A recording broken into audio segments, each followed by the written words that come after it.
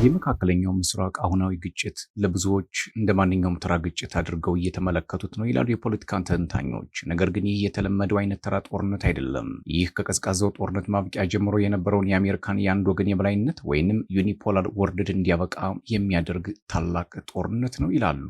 ይህ የዓለምን ስርዓት ከስሩ የሚቀይር የ21ኛው ክፍለ ዘመን የጂኦፖለቲካ ቅርጽ እንደገና የሚስል ታላቅ ለውጥ ነው። ዓለምን እንደነበረችው አትሆንም። ቀጣዮቹ 4 ዓመታት ዓለምን ወደ ሌላ አዲስ ዓለም የሚቀይር የሽግግር ዓመታት ሊሆን እንደሚችል እየተነገረ ነው። ፕሮፌሰር ጂያንግ በ2024 ትንበያቸው የሚከተሉትን ፖይንቶች ያስቀምጣሉ።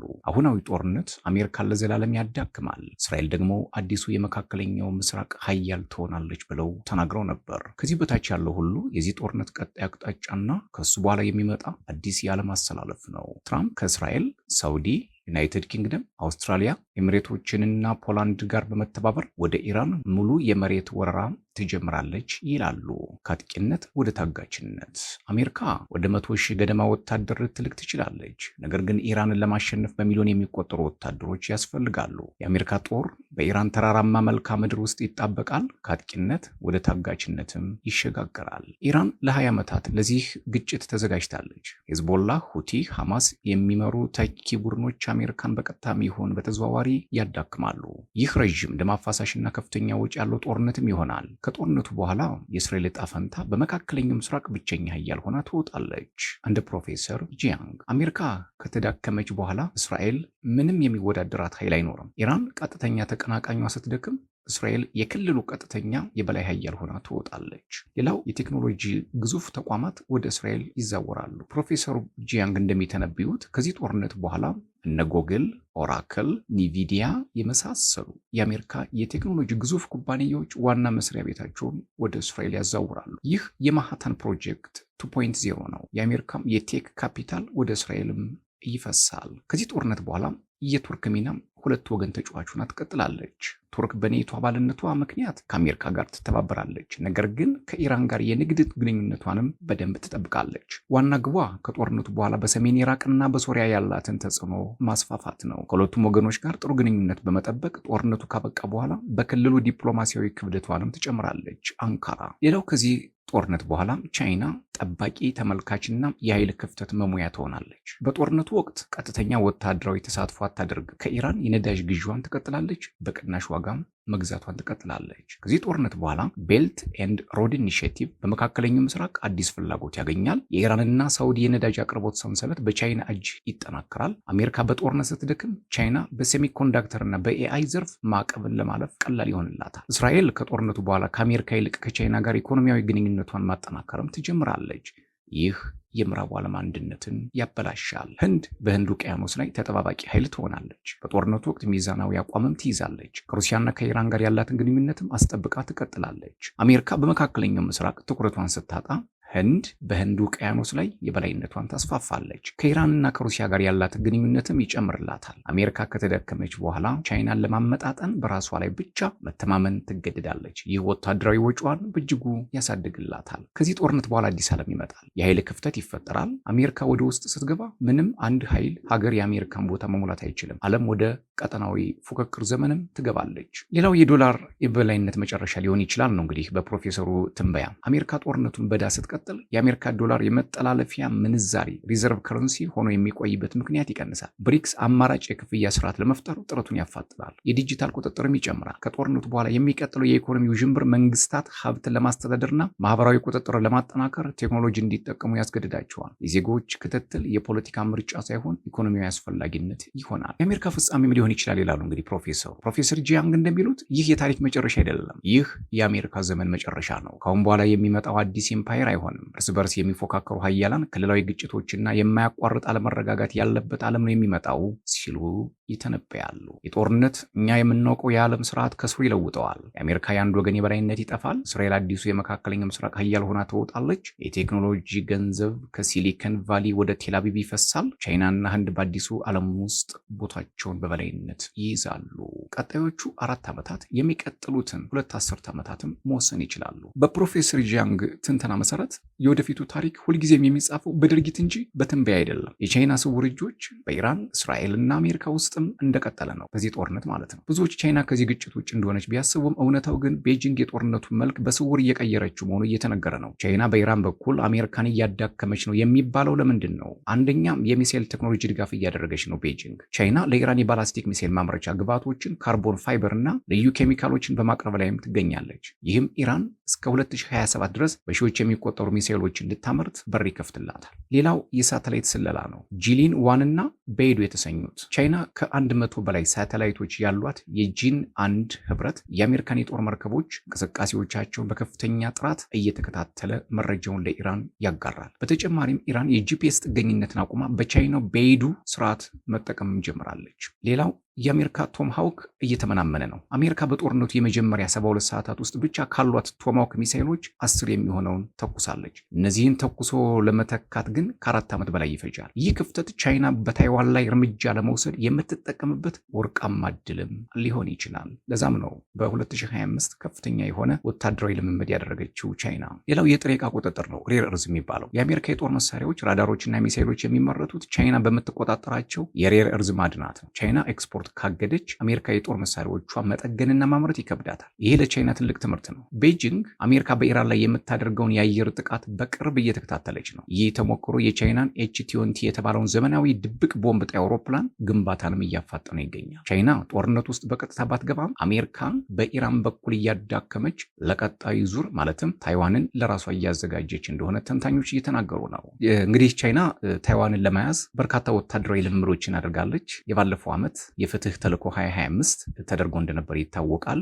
ይሄ ደግሞ ዋና ዓላማው ምን እንደሆነ እንዲህ አቅርቤላችኋለሁ። አብራችሁን ቆዩ። ቻይና በታይዋን ዙሪያ የፍትህ ተልዕኮ 2025 የተሰኘ ግዙፍ ወታደራዊ ልምምድ ማድረጓ የሚታወስ ሲሆን ይህም ለወደፊቱ እቅዷ እጅግ በጣም አስፈላጊ ነው የሚሆነው፣ በተለይ ደግሞ ታይዋንን ለመውረር ማለት ነው። በታህሳስ 29 2025 ከ130 በላይ የቻይና ወታደራዊ አውሮፕላኖችና ድሮኖች የታይዋንን የአየር ክልል አጨናንቀው ውለው ነበር። ከዚህ በተጨማሪ አጥፊ መርከቦች ወይም ደግሞ ዲስትሮየርስ፣ ፍሪጌቶች፣ የባህር ጠረፍ ጠባቂ መርከቦችና የሮኬት ኃይሎች በተለያዩ አቅጣጫዎች ተሰማርተው ነበር። በታይዋን የባህር ወሽመጥ ዙሪያ 7 ጊዜ አደገኛ ቀጠናዎች የተከለሉ ሲሆን በዚህ ምክንያት ከ100,000 በላይ ዓለም አቀፍ ተጓዦች በበረራ ሰረዛና አቅጣጫ ለመቀየር ተገደው እንደነበር የሚዘነጋ አይደለም። ምንም እንኳ በአንድ ከተማ ላይ የጥይት ድምፅ ባይሰማ፣ የጦርነት አዋጅ ባይታወጅ ወይንም ወረራ ባይፈጸም ድርጊቱን በቅርበት የሚከታተሉ ወገኖች የሚሆነውን ነገር በሚገባ እየተረዱት ነው። ቤጂንግ የፍትህ ተልዕኮ 2025 ወይንም ጀስቲስ ሚሽን 2025 በማለት የጠራችው ልምምድ ለገንጣይ ኃይሎችና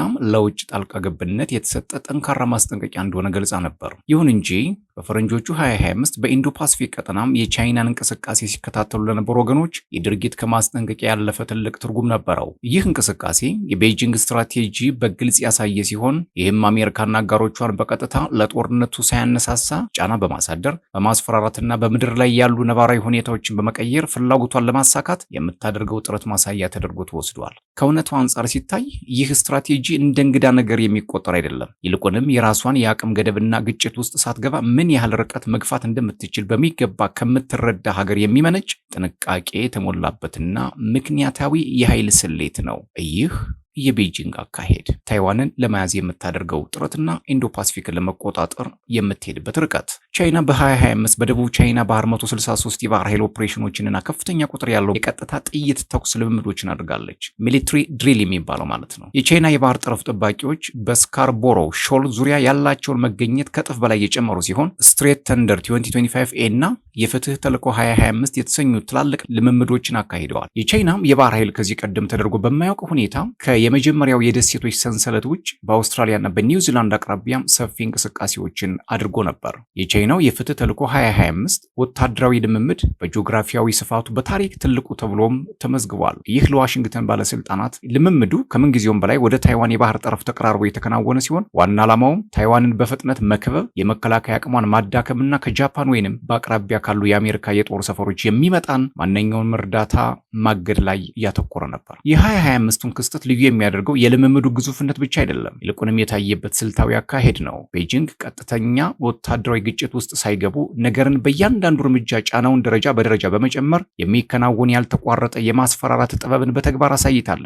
ይህም ዓለም አቀፍ ምላሽን ሳይቀሰቅሱ ነባራዊ ሁኔታዎችን የመቀየር ስልት አካሄድ ተደርጎ ተወስዷል። በተጨባጭ እውነታ ወይንም ሪያሊስት ቲዮሪ ላይ ሲታይ ወይም ደግሞ በዚህ ንድፈ ሐሳብ መሰረት አንድ በአንጻራዊ ሁኔታ ደካማ የሆነ ሀገር ወደ ግቡ ሊያደርሰው የሚችል ሌላ አማራጭ መንገድ ካገኘ ከታላቅ ኃይል ጋር ቀጥተኛ ግጭት ውስጥ አይገባም። ቻይና ወታደራዊ አቅሟን ገና በመገንባት ላይ ያለችና ኢኮኖሚያን በአብዛኛው በዓለም አቀፍ የንግድ መረጋጋት ላይ የተመሰረተ በመሆኑ በአሁኑ ወቅት ከአሜሪካና ከአጋሮቿ ጋር ለሚደረግ ቀጥተኛ ጦርነት አመቺ ሁኔታ ላይ አይደለችም። ሆኖም ግን ቻይና ባለችበት ለመቆምም ፈቃደኛ አይደለችም። ይህ መፍትሄ በጸጥታ ጥናት ወይንም ሴኩሪቲ ስተዲስ ዘርፍ ግራጫ ቀጠና ስትራቴጂ ወይንም ግሬ ዞን ስትራቴጂ ተብሎ የሚታወቅ ሲሆን ይህም ወታደራዊ ምላሽን ከሚያስከትል ደረጃ በታች የሆኑ ነገር ግን በተቃራኒ ወገን ላይ ጫና በማሳደር ውሳኔያቸውን ቀስ በቀስ ለመለወጥ የሚያስችሉ አስገዳጅ እርምጃዎችን መውሰድ ማለት ነው። በታይዋን ዙሪያ የተደረገው የከበባ ልምድ፣ በደቡብ ቻይና ባህር የሚደረገው ጠበኛ የጥበቃ ስራ፣ በፊሊፒንስ አሳ አጥማጆች ላይ የሚደረገው የባህር ጠረፍ ጥበቃ ተጽዕኖ እና በታስማን ባህር በድንገት የታዩ የቻይና የጦር መርከቦች እነዚህ ሁሉ የአንድ ስትራቴጂካዊ አመንኪዮ አካላት ናቸው። ቻይና ለመጀመሪያ ጊዜ የልምምዱ አንዱ ዓላማ ከደሴቶች ሰንሰለት ውጭ ያለን ጣልቃ ገብነት መከላከል ወይንም ዲትረንስ አውትሳይድ ዘ አይስላንድ ቼይን መሆኑን በይፋ መግለጿ ነው። ይህም ጉዳዩ ከታይዋን ብቻ ጋር የተያያዘ አለመሆኑን የሚያሳይ ሲሆን ቻይና በጣም ሰፊ በሆነ የክወና ክልል ውስጥ የውጭ ጣልቃ ገብነትን የመከላከል አቅሟን እየተለማመደች መሆኑን የሚጠቁም ምልክት ነው። በሌላ አነጋገር ቻይና ታይዋን ላይ ተጽዕኖ እያሳደረች ብቻ አይደለም፣ ይልቁንም ለአሜሪካም ለጃፓን እና ለታይዋን እርዳታ ለማድረግ ለሚያስብ ለማንኛውም ወገን ግልጽ መልእክት እያስተላለፈች ነው። በ2025 የታየው ወጥ የሆነ አካሄድ እያንዳንዱ የቻይና ትንኮሳ በጥንቃቄ በተሰላ ምክንያት የታጀበ መሆኑ ነው። እነዚህ ምክንያቶች ደግሞ በፖለቲካዊ መልኩ ጠንካራ ምላሽ ለመስጠት አዳጋች የሚያደርጉና አሳማኝ የሚመስሉ ነበሩ። የፍትህ ተልዕኮ 2025 የተጀመረው አሜሪካ ለታይዋን የ11.1 ቢሊዮን ዶላር የጦር መሳሪያ ሽያጭ ይፋ ካደረገች ከ11 ቀናት በኋላ ነው። ይህ እርምጃ ቤጂንግ ወዲያውኑ ያስቆጣ ሲሆን የቻይና ጦር ቆራጥ የአጸፋ እርምጃዎችን እንደሚወስድ አስጠንቅቆ ነበር። በሚያዝያ ወር የተካሄደው ስትሬት ተንደር 2025A ደግሞ ታይዋን ፕሬዚዳንት ዊሊያም ላይ ቺንግቴን ጠላት የሆነ የውጭ ኃይል ብለው ከገለጹ በኋላ የተከተለ ነበር። የታህሳሱ ልምምድ ደግሞ የጃፓን ጠቅላይ ሚኒስትር ሳናኤ ታካይቺ ቻይና በታይዋን ላይ እርምጃ ከወሰደች የጃፓን ጦር ጣልቃ ሊገባ ይችላል ካሉ ጥቂት ጊዜ በኋላ የመጣ ነው። በእያንዳንዱ አጋጣሚ ቻይና ለድርጊቷ የሚቀርብ ምክንያት ነበራት። ይህም ራሷን እንደ ጦርነት ጫሪ ሳይሆን ለትንኮሳ ምላሽ እንደሰጠች ወገን አድርጋ እንድታቀርብ አስችሏታል። በእውነታዊ አመንኪዮ መሰረት ይህ ስልት የሁኔታውን የበላይነት ለመያዝና የውጥረቱ ጀማሪ ተብሎ ከሚለጠፍ ስም ለመዳን የሚረዳ እጅግ ብልህ መንገድ ነው። ፕሬዚዳንት ትራምፕ ራሳቸው ለጉዳዩ የሰጡት ምላሽ ዝቅ አድርጎ የመመልከት ዝንባሌ የታየበት ነበር። አስቀድሞ መረጃ እንዳልደረሳቸው ገልጸው ነገር ግን ቻይና በዚህ አካባቢ ለ20 ዓመታት የባህር ኃይል ልምምድ ስታደርግ ስለነበር አልተጨነቁም ብለዋል። ይህም ቤጂንግ በትክክል የፈለገችው ምላሽ ነበር። ልምምዶቹ የቀጠናውን ደህንነት የሚቀይሩ ሳይሆኑ እንደ መደበኛ ድርጊት እንዲታዩላት ስለምትፈልግ። የዚህ ስትራቴጂ እጅግ አደገኛ ገጽ ራሱ የወታደራዊ ልምምዱ አይደለም። ይልቁንም እነዚህ ድርጊቶች ተደማምረው በቀጠናው እንደ ተራና መደበኛ ተደርገው በሚወሰዱ ነገሮች ላይ የሚያመጡት ለውጥ ነው። ሆኖም በየካቲት 2025 ዘመናዊ ክሩዘሮች፣ ፍሪጌቶችና የሎጂስቲክ መርከቦችን የያዘ የቻይና የባህር ኃይል ስብስብ በአውስትራሊያና ኒውዚላንድ መካከል ወደሚገኘው ታስማን ባህር በመግባት ያለምንም ቅድመ ማስጠንቀቂያ የቀጥታ ጥይት ተኩስ ልምምድ አድርጓል። ይህም በደርዘን የሚቆጠሩ የንግድ በረራዎች አቅጣጫቸውን እንዲቀይሩ ማስገደዱ የሚዘነጋ አይደለም። ልምምዱ እንደተጠናቀቀ የቻይና መርከቦች ወደ ደቡብ ቻይና ባህር ከመመለሳቸው በፊት በአውስትራሊያ ዙሪያ ጉዟቸውን ቀጥለው ነበር። በእውነታዊ አስተሳሰብ በምድር ላይ ያሉ ነባራዊ ሁኔታዎችን መለወጥ እጅግ ግዙፍ የኃይል መገለጫ ነው። በአንድ የተወሰነ ቀጠና ውስጥ መደበኛ ተብሎ የሚታሰበውን ነገር በመቀየር ረገድ ስኬታማ የሆነ ሀገር በተቃራኒ ወገን ላይ አንድም ጥይት ሳይተኩስ የውድድሩን የተወሰነ ክፍል በብቃት አሸንፏል። ቻይና እያደረገች ያለችውን በትክክል ይህንን ነው። የመደበኛነትን ወሰን ደረጃ በደረጃ ወደፊት በመግፋት የእነዚህ እርምጃዎች ድምር ውጤት በግልጽ በሚታወቅበት ጊዜ ሌሎች ሁኔታውን ለመቀልበስ በጣም ዘግይቶባቸው እንደሚገኙ የማድረግ ስሌት ነው። በሌላ በኩል ደግሞ አሜሪካና አጋሮቿ ለመፍታት በእጅጉ አስቸጋሪ የሆነ መዋቅራዊ ችግር ገጥሟቸዋል። ይህም ለቻይና ትንኮሳ የሚሰጥ ማንኛውም ምላሽ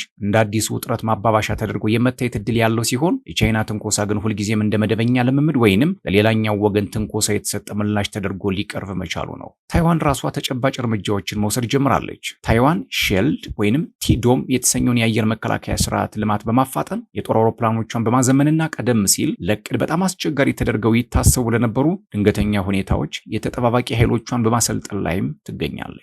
ቻይና ይህን አደጋ ትረዳዋለች። ነገር ግን የግራጫ ቀጠና ወይም ደግሞ ግሬ ዞን ስትራቴጂ ተመጣጣኝ ዋጋ ሳያስከፍል ስትራቴጂካዊ ጥቅሞች ማስገኘቱን እስከቀጠለ ድረስ ድርጊቱን ለማቆም ምንም አይነት መነሳሳት አይኖርም። ለኢንዶ ፓሲፊክ ቀጠና የሚቀረው ጥያቄ በእያንዳንዱ የልምምድ ወቅት ይበልጥ እየተባባሰ የመጣ ነው። ይህ ያለ ጦርነት የሚደረግ ትንኮሳ ሊመራ የሚችል አዲስ መደበኛ ነው ወይስ ቻይናን ጨምሮ ማንም ሊጋፈጠው ያልተዘጋጀለት ለትልቅ ግጭት መሰረት እየጣለ ነው ሲሉ የፖለቲካ ተንታኞች ይጠይቃሉ። ሌላው ከዚህ ከኢራን ጦርነት ጋር በተያያዘ በከፍተኛ ሁኔታ ቻይና ስሟ እየተነሳ ነው። የኢራን የሚሳኤልና የድሮን ጥቃቶች በመካከለኛው ምስራቅ ያለውን የጸጥታ መዋቅር ተጋላጭነት ፍንጭ እየሰጡ ነው። ምንም እንኳ ቀጠናው እንደ ፓትሪዮት፣ ታድና የደቡብ ኮሪያው ኤም-2 ያሉ ዘመናዊ የመከላከያ ስርዓቶች ቢኖሩትም እነዚህ መሳሪያዎች ብቻቸውን በቂ የመከላከል አቅም መፍጠር አልቻሉ። ዋናው ችግር የመሳሪያዎቹ ጥራት ሳይሆን የተቀናጀ አሰራር አለመኖር ነው። ደቡብ ኮሪያም ከሰሜን ኮሪያ የሚሰነዝርባትን የሚሳኤል ስጋት ለመመከት ተመሳሳይ ፈተና ገጥሟት ነበር። ለዚህም መፍትሄ ይሆን ዘንድ ባለ 3 ዘንግ ስርዓት 3 አክሲስ ሲስተም የተሰኘ አጠቃላይ ማዕቀፍ ዘርግታለች።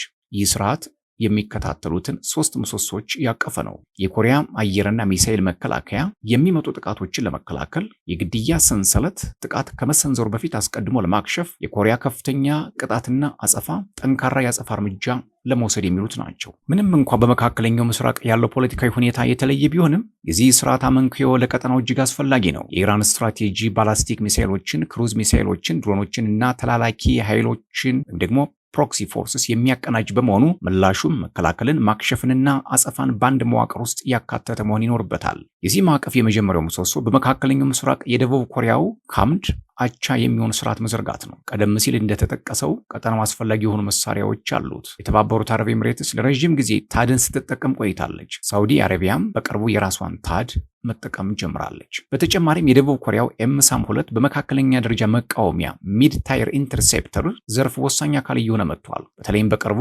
ከኢራን ጋር በተከሰተው ግጭት ወቅት ያሳየው ብቃት አስተማማኝነቱን አረጋግጧል። ይሁን እንጂ ዋነኛው ችግር እነዚህ ስርዓቶች እንደ አንድ የተቀናጀ መረብ ወይንም ዩኒፋይድ ኔትወርክ አለመስራታቸው።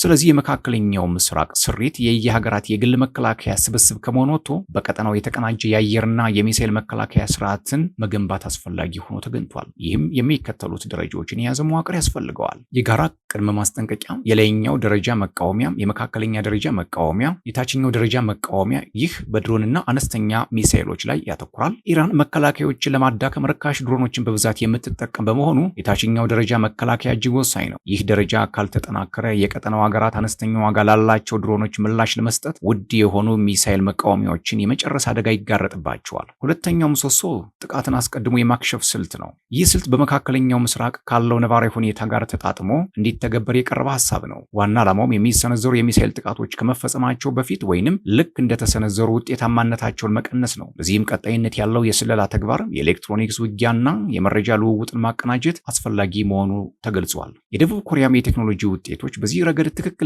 ኢላማን የሚመቱ አማራጮችን በማቅረብ ሚና ሊኖራቸው እንደሚችል ተጠቅሷል። ሶስተኛው የተመጣጠነ ያጸፋ እርምጃ ስርዓት ነው። ይህ ምሰሶ ማንኛውም ጥቃት ቢሰነዘር ሊከተል የሚችለውን ዋጋ የሚያሳይ ሲሆን ጥቃቱን የፈጸመውን አካል በትክክል መለየት፣ የአጸፋ እርምጃም የሚወሰድባቸውን ግልጽ ወሰኖችን ማስቀመጥ ነው። ሳውዲ አረቢያና የተባበሩት አረብ ኤምሬትስ በዚህ መዋቅር ውስጥ ቁልፍ ሚና ሊኖራቸው እንደሚችል ተመላክቷል። በመካከለኛው ምስራቅ ያለው የጸጥታ ስጋት ለመመከት የደቡብ ኮሪያው የጥቃት ማክሸፊያ ሰንሰለት ኪል ቼይን ስልት ለቀጠናው በሚመጥን መልኩ ስራ ላይ ሊውል እንደሚገባም እየተገለጸ ይገኛል። እያንዳንዱ ሀገር ሙሉን ሞዴል መተግበር የለበትም። ካላቸው አቅም ሀብትና በአየር መከላከያ ላይ ካደረጉት ቀጣይነት ያለው ኢንቨስትመንት አንጻር ሳውዲ አረቢያ ዋነኛው የስትራቴጂው ማዕከል የመሆን እድሏ ከፍተኛ ነው። የተባበሩት አረብ ኤምሬትስ ደግሞ ለከፍተኛ ጥበቃና ለተወሰነ የአጸፋ እርምጃ ማዕከል በመሆን ልታገለግል ትችላለች። ኩዌትና ባህሬን ከአሜሪካ ጋር በቅርበት የተሳሰሩ በመሆናቸው እንደ ጥቅጥቅ ያሉ የመከላከያ ነጥቦች ዴንስ ዲፌንስ ኖድስ ተስማሚ ሲሆኑ፣ ኦማንና ዮርዳኖስ ደግሞ በባህር ዳርቻ ክትትልና በቅድመ ማስጠንቀቂያ ተግባራት ላይ አስተዋጽኦ ሊያደርጉ ይችላሉ።